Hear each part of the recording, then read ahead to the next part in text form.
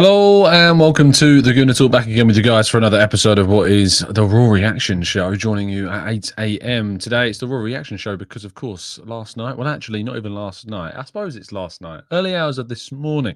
Last night, for those based in the West, I suppose. Arsenal won, finally getting that win. I say finally, it's just we've had one game that we didn't win, and now all of a sudden feels like it's been forever since we won a game. But Arsenal beating Barcelona 5-3 in our last game of our US tour in what was a really impressive performance, and certainly highlighted some really good stuff as well. I'm just checking audio. Yeah, audio is absolutely fine. I mean, it's really annoying when people lie in the chat box. Oh no, I've banned Owen by accident. Owen, if you're listening, that wasn't meant to be you. the chat box flicked up at the wrong time. You'll be back shortly. But good morning to everybody, and Owen especially now, who can't comment for 5 minutes. But thank you everyone that's tuning in. Very much appreciate your time as always. And do drop a like on the video and subscribe to the channel if you are new around here, with those notifications turned on so you never miss a show. And I'll endeavor not to accidentally time you out like I just did Owen. I feel so guilty now. That's terrible. But thank you everyone that's tuned in. We're going to get straight into things after saying good morning to people, especially Owen. Darren, good morning to you. To Viraj, to Kevin, to Ola, good morning. To Errol, good morning. To Tom, good morning. To Steve, good morning. To Viraj, good morning. To Sandman, to Vivian, Leopold, good morning. To Abby, good morning to Bradley, Tony, Pinyween, Martin, Perez, and plenty more of you guys as well. Hope you're doing good and well. Right, let's crack on with today's slides for the game. Arsenal could have been, it could have been a lot more, and it could have been a lot less in regards to the scoreline. It could have been a lot more goals for Arsenal and a lot less goals for Barcelona. Really good performance from Arsenal. Could have easily had 7, potentially even 8 in this game. Bukayo Saka missing a penalty, missing a chance as well, putting one over the top from Gabriel Jesus, setting him up. There was lots to be excited about. Gabriel Jesus had a great chance in the first half as well. And obviously, all of Barcelona's goals came from mistakes. First of all, Martin Odegaard giving the ball away, and then William Saliba not stopping the cross, and then Gabriel not picking up the potential rebound. Ramsdale, I thought, made a good save initially. I know he's probably going to face what I will feel is unwarranted criticism for that first goal. But for me, he makes a really good reaction stop, and then no one's there to pick up the loose ball afterwards, which is a shame.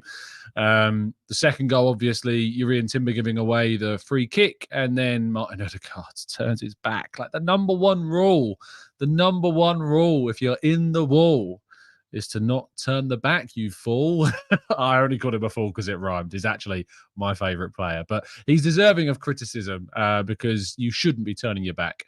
And he has to face the front. He has to face the team and face the opposition taker. Ramsdale, unfortunately, completely wrong-footed in that sense and couldn't get back across the other side.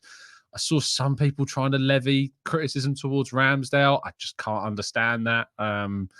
He's going one way, it takes a deflection, can't get back the other way quick enough on a pitch that was really terrible. The pitch was awful. I'm being that guy again. I'm being tired. But the pitch was absolutely dreadful. And there's a reason behind the 35-minute or 36-minute delay to kick off as well. And players couldn't get their footing in certain points. And I think that was on offer for some of those goals that we considered. And of course, the last goal, again, talking about players losing their footing, Rob Holding slipping, and unfortunately allowing Barcelona in to score their third goal of the game, which there was a little bit of a worrying moment, but thankfully we hit back pretty darn quickly. Right, let's talk about Bukayo Saka and his shining performance, his absolutely fantastic display once again, even though, of course, there was a missed penalty in this performance from Bukayo Saka. He was, without a doubt, at the start of the game in the first half, I felt our brightest player, causing so much problems for Marcos Alonso. The same kind of feeling I got when we played against Man United, Luke Shaw and Marcos Alonso really struggling to deal with Bukayo Saka, getting him behind, using his right foot. He's using his right foot more than his left foot now, and really is impressing using his weaker foot. And I think that is going to cause some defenses huge problems next season, massive, massive problems in trying to deal with the fact that he can use both his feet, which is seemingly a little bit of a tip from Arsene Wenger. We've heard from Tim Lewis, the executive vice chairman. So very interesting indeed. Saka shining and is going to be a huge asset. And again, props to the club for renewing his contract. Brilliant, brilliant news. Havertz scoring his goal in what I think is probably fair to say was his best performance so far in an Arsenal shirt.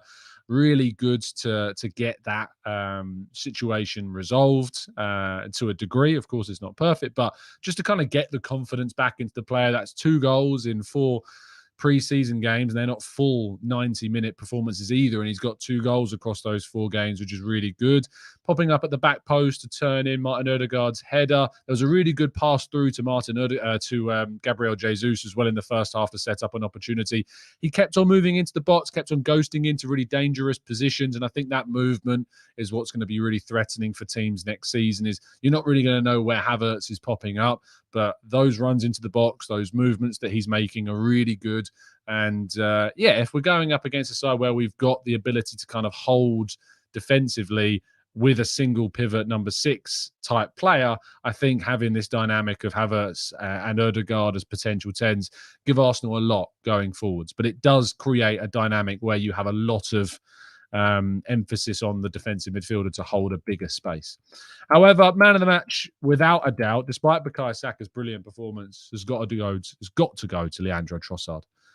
Absolutely fantastic performance from him. Technically astounding, dribbling wise, brilliant, finishing on another level. Like both of his goals were really, really difficult finishes. The second one, the ball that's kind of struck into him at real pace from Jurrien Timber, the turn of which he manages to quickly turn his foot to angle it towards the goal and get it past the keeper. I don't even know the backup goalkeeper for Barcelona. Was it Casilla? I felt like I kept hearing the word Casilla. Barcelona, Arsenal. Let's have a quick check on who their goalkeeper was in the second half. It was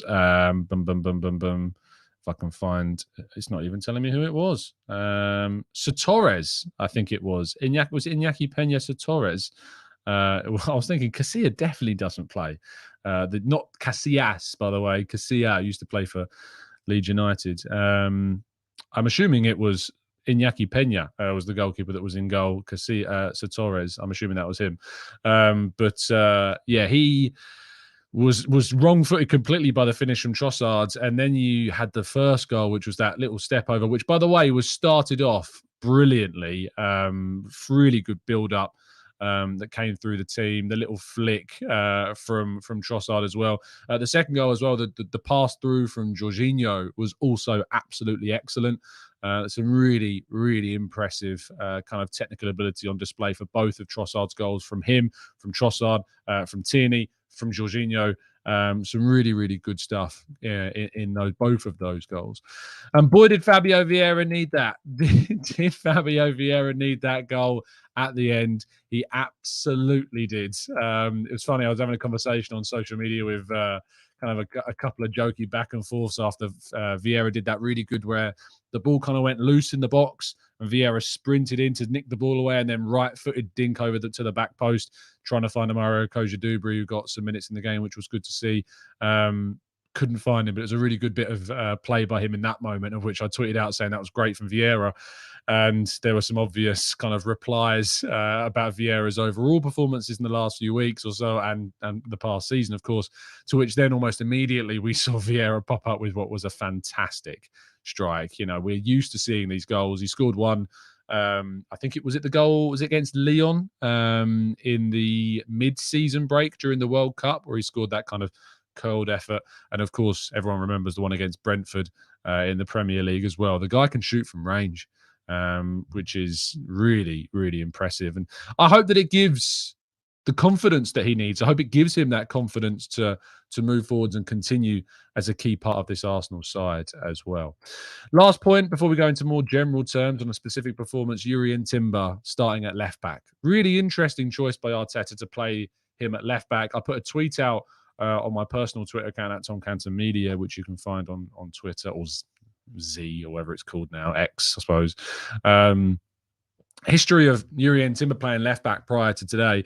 He's only played 512 total minutes across 8 games, 4 at youth level and 4 at senior level between 2019 and 2021. He's never completed 90 minutes playing at left back at senior level, and he's never got a goal contribution playing at left back at senior level.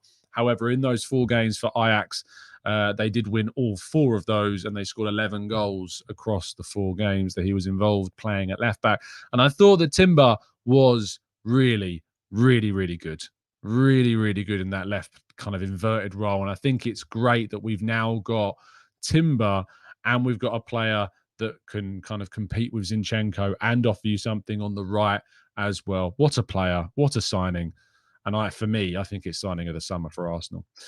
And this is why you don't panic. Lessons learned. I think I want to talk about some other players as well that I didn't have time to create slides for specifically. But Thomas Partey, I put a tweet out during the game, which basically was along the lines of, it felt to me like that was a performance from Thomas Partey that was very much a response to what was a disappointing end to the season for him and the arrival of a player that is going to push him in Declan Rice. We've got 2 world-class defensive midfielders now at the club. Both of them are going to push each other. They're going to play together, I think, at times as well. Partey was fantastic. He looked dominant. He looked really good with his progressive passing.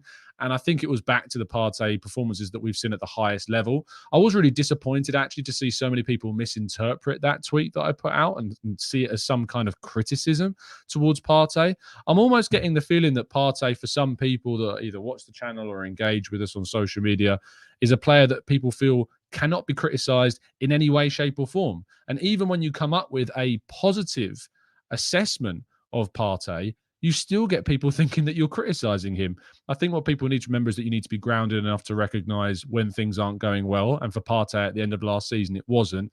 And for this game, it was a real response to the end of last season and to the arrival of Declan Rice. And I think that it generates an environment of competition which breeds quality. If you've got players playing in the same position that are of the similar level like Partey and like Rice, it's going to create competition. It's going to make people uncomfortable so that they have to push themselves to be at their absolute best. And maybe Partey towards the end of last season, I know that he's not used to playing full seasons because he's had injuries that have cost him the end of seasons like we saw in 21-22. But actually, Partey having someone like Rice there that's going to push him, that we're going to see competition between those two, and hopefully a partnership as well between those two. I thought it was great to see a really good response from what had been a disappointing end to last season for Partey, who was, as Cam says in the chat, he absolutely bossed it. And I think when it comes down to other performances in the team as well, Gabriel Jesus, I thought had a really good display, specifically the one which the goal for Trossard, where the long ball came out from Ramsdale, touch of the ball down to Trossard, couple of step overs, left-footed strike. But Jesus is just so good in those moments where he kind of takes the ball down in situations where you don't think he's going to be able to do that. There was a lovely little mazy run through a few Barcelona players as well, keeping possession. Really good link-up play with Trossard and Havertz in particular, and of course Saka as well. Great chance where he had that on the left-hand side, cut once, cut twice, played it across. Saka nearly got on the end of it. Thought Jesus really impressed me as well. So that was really, really strong. In terms of players that weren't as great as what you would like to see, I thought Martin Odegaard probably had his worst performance of pre-season so far. Obviously a couple of mistakes that we've already highlighted that were a bit of a shame. And I'm hoping that he gets back into some top form again soon. That would be very much appreciated. I think a few people have highlighted that the centre-backs, Saliba and Gabriel, maybe look a little bit off. I think there is something to be said about the mistakes that obviously we're making at the moment. I think they're mistakes that happen in pre-season, and I'm glad that they're making them now. But other than that, I was really impressed with the performance overall. Some people have put the finger at Ramsdale. Again, both of those goals, the first save on the first goal was a really good reaction stop, and then no one's unfortunately there to pick up the second strike, which is a shame. I thought his distribution out for the goal of Trossard's first goal was really good. And obviously the second goal, which was a deflection of Odegaard's, if you're pointing any fingers at him in that pitch, in that moment, off that deflection, he's going to be a player that I don't think is ever going to impress you enough, quite frankly. I think that second goal that they scored brought out and revealed and exposed quite a lot of people that, to be honest, are just never going to see Ramsdale as a top-class goalkeeper, because in a goal where he had absolutely no chance of saving, still fingers are being pointed at the guy. To be honest, I can believe it, but it's just a shame that even in a moment where he has absolutely no chance of getting to a ball because of a deflection on that type of ground, it's mad that some people still point the finger at him. Made a good save from, I think it was Ansu Fati in the second half as well. Low strike as well, which he took really, really well and played out defence really well as well. So I cannot be pointing the finger at him. And as Patrick says in the chat, Smith Rowe looked good when he came off the bench as well in the second half. Really, really did look good. And Smith Rowe needs to get these minutes, getting back to full fitness, getting back to full form. Very, very excited to see what Smith Rowe can do for Arsenal this season. Right, let's move to part 2 then, and your questions and more right after this.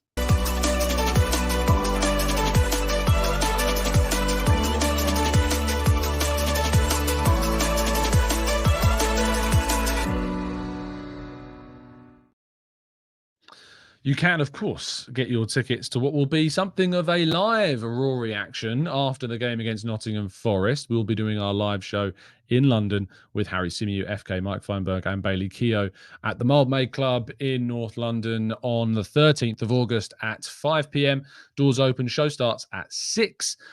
So you'll be able to get our reactions to the first game of the Premier League season, play some fun and games, and meet plenty of people that you see daily in the chat box. Link for those tickets is down in the video description. Right then, let's go into the chat box then and see what is up. Lucas Chambers TV says these Martinez tackles will get someone out for a season soon. What are your thoughts on these during the preseason campaign? Of course, you've probably seen, if not already, the video that is going around of Leandro Martinez's tackle on Jude Bellingham, which is kind of similar to his tackle on Bukayo Saka. It's just a horrible bloke, and he on the pitch. He's just a horrible player. Technically fantastic from on the ball, but off the ball, he's just a horrible, horrible footballer. And I think that pre-season opens up these types of scenarios, sadly.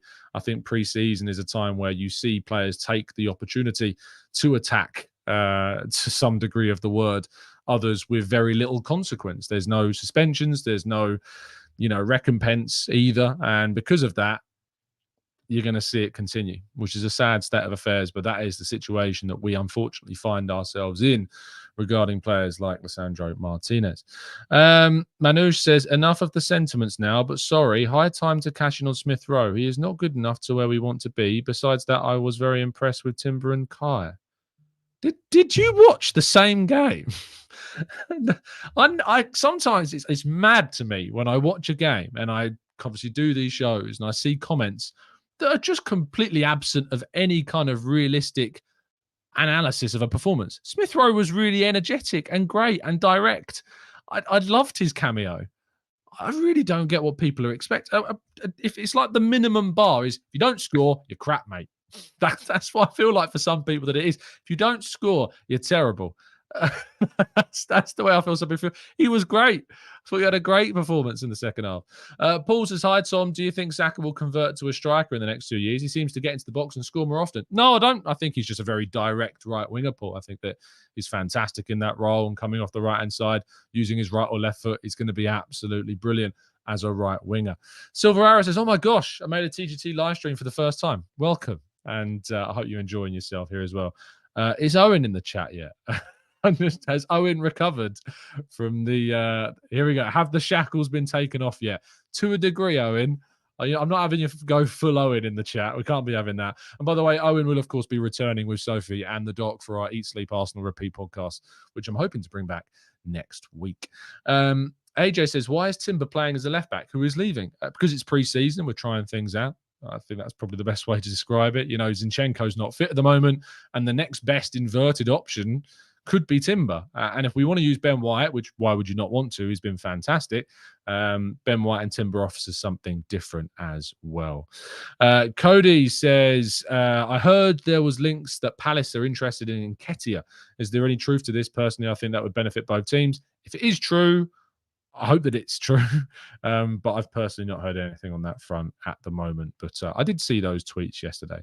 James says, where was Rice? According to Cecil, who was at the game for AFTV, it was a tight calf issue that kept Rice out. So that's apparently the issue, tight calf, which on these pitches, you want to take as many precautions as you feasibly can. So I'm not surprised that they left him out as a precaution, it seems, in today's game. Let's go. Gooner Jake says, Tom, do you think the West Ham penalty has knocked Saka's confidence in taking them?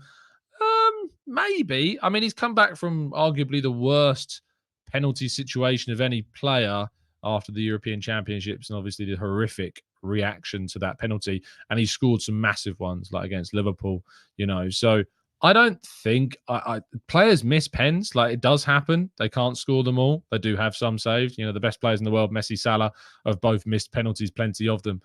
So I don't look at it as a big issue, to be fair. Let's go to Ashish says, Tom, Arteta said that he wants to try the Partey-Rice combination. Don't you think it's better to try this combination against Monaco or City before the season than experimenting later and then we drop points? I would be using the... if they're both fit, I'd be tempted to use it, but I also kind of think that if you want to stick with Havertz and in this double 10 midfield, I do think that there is an element of saying stick with it, use it, and see what happens. But I would like to see both Partey and Rice start against Man City. That is what I would like to see come the Community Shield.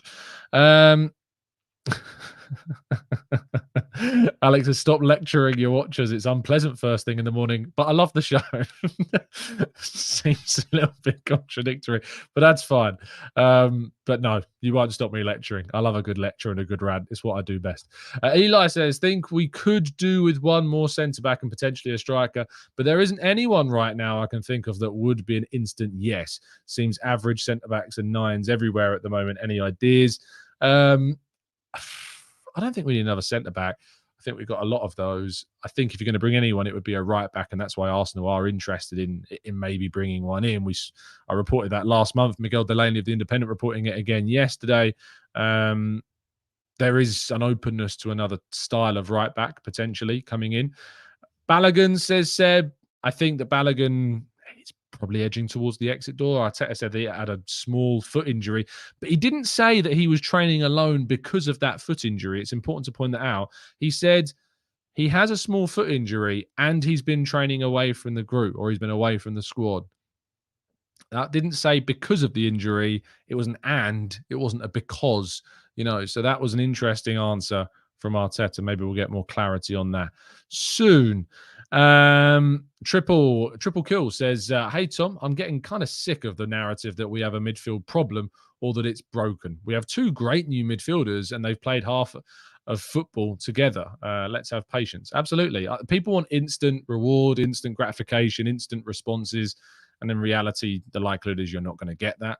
You've got to be realistic. You've got to just be grounded enough to realize that you're not going to get those instant returns. That's the reality of the situation. So yeah, if you're expecting things to click immediately, prepare to be disappointed because it's just not going to happen. Let's go to more than a wheelchair says, sorry Tom, but I think we should sell Partey. He's never getting never getting injured, yet always gets injured and hasn't shown enough moments of world class. We should upgrade on him. Who are you upgrading on him with? Who are you upgrading on Thomas Partey with? I have no idea who you're going to sign to upgrade on Thomas Partey. We spent £105 million on a player that doesn't upgrade on him as an overall player. We've got Rice who can come in and play better in some regards, but not in others. And Partey's better than him in some regards, not in others. We've got two world-class DMs. I get that he gets injured. That's a fine criticism, but I just don't get it. I really don't. I'm really struggling with some of these views today. I don't make too much sense to me. Bradley says, Tom, were you surprised that Arteta kept the starting 11 on the pitch for so long? No, it's very Arteta's style to do that.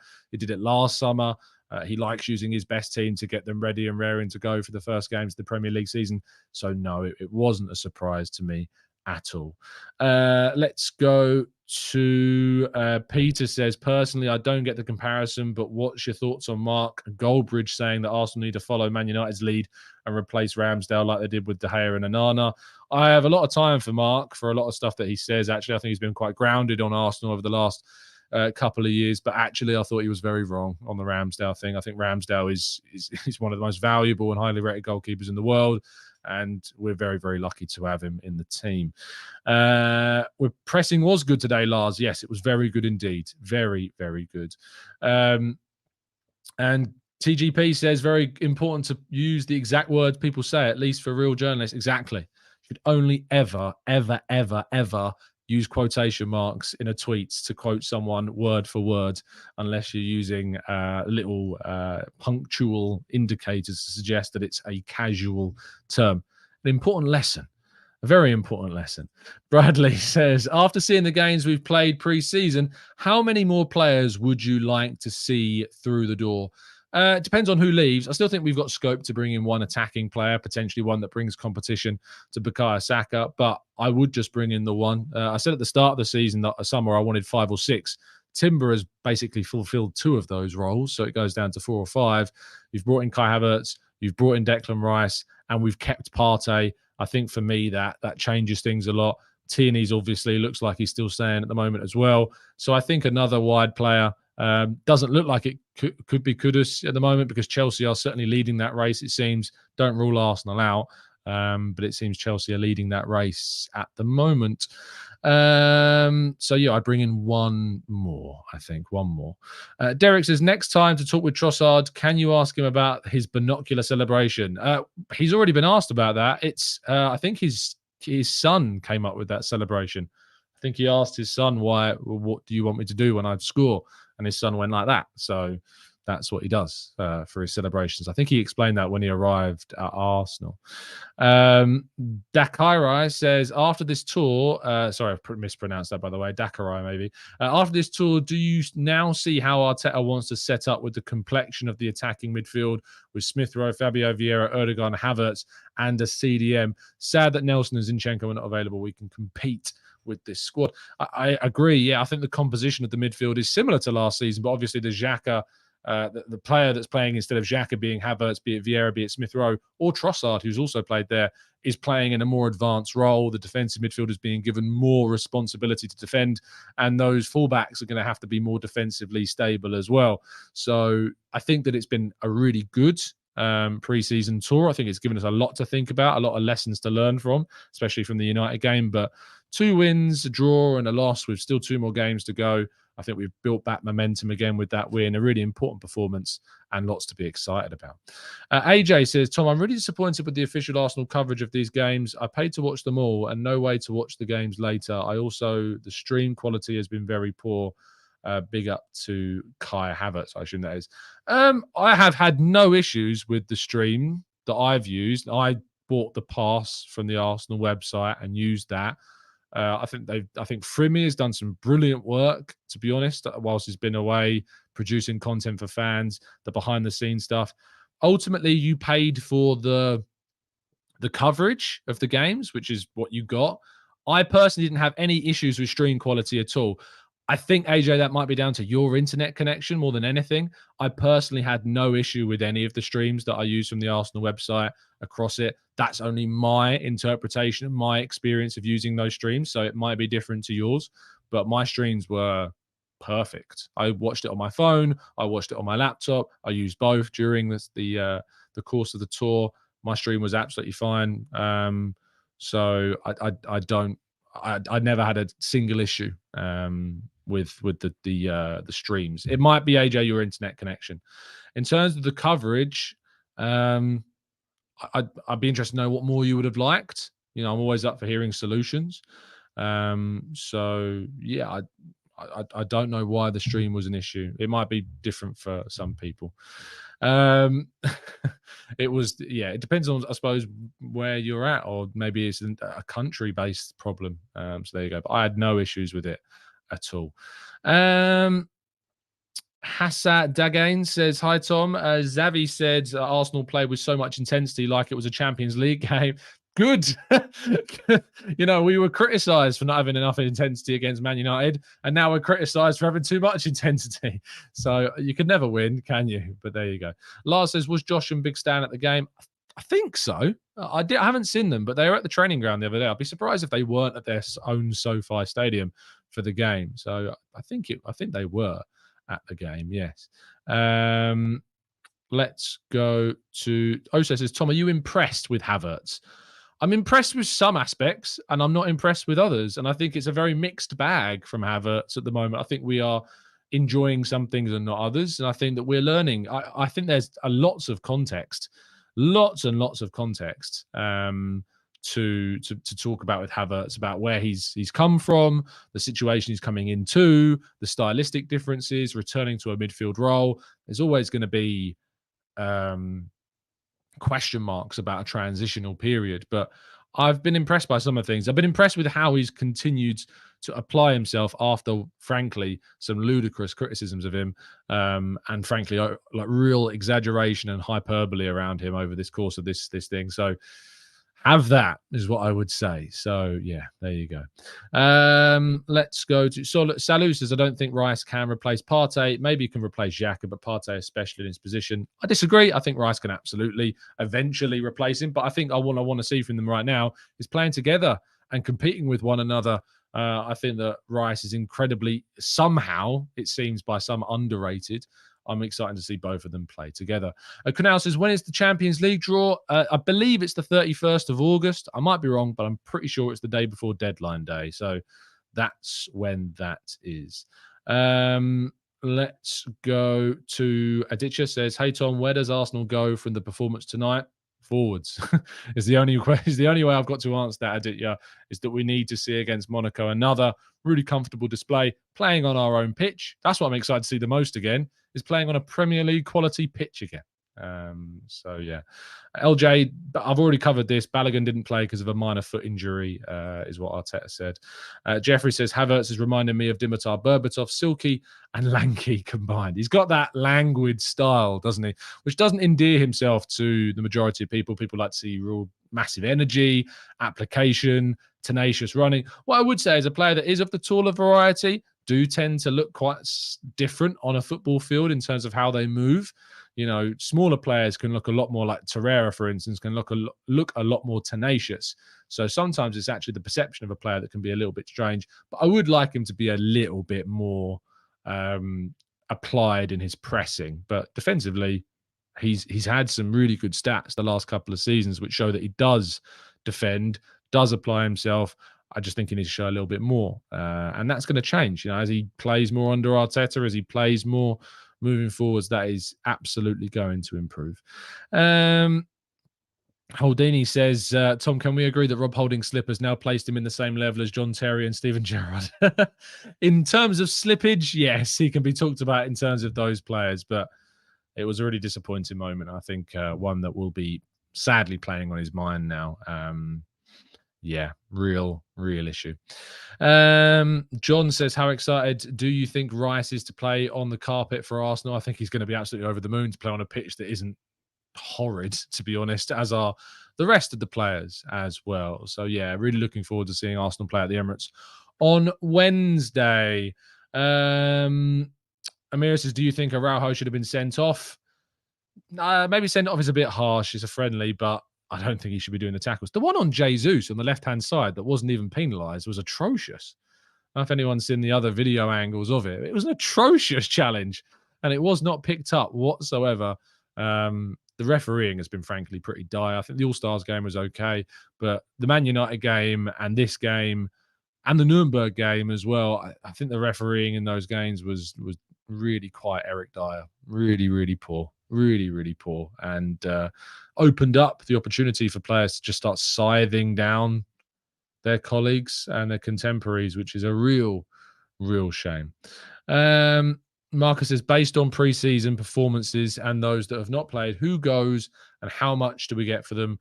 I think that we're talking about the same players, Marcus. Again, I don't think anything's changed. Maybe Mario Kojadubri can do a loan. That could be something to get him some more senior kind of minutes in things as well. So, but Lokonga, Tavares, you know, arguably Balogun as well. I think because I just don't see a future for Balogun in the situation that we've got with him right now.